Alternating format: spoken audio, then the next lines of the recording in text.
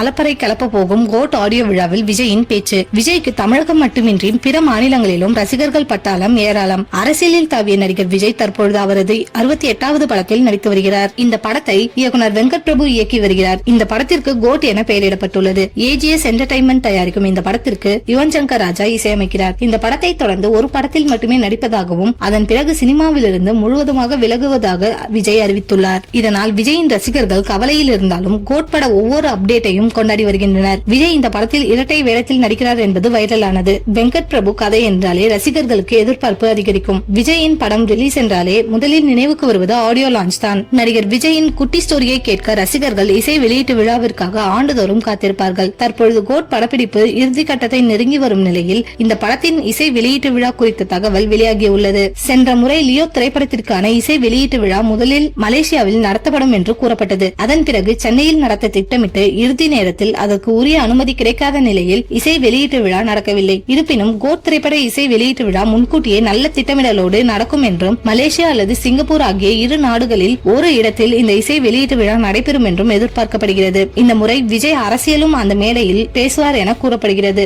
அதுவும் ஆகஸ்ட் மாதத்தின் இறுதியில் நடக்க உள்ளதாகவும் தகவல் வெளியாகியுள்ளது.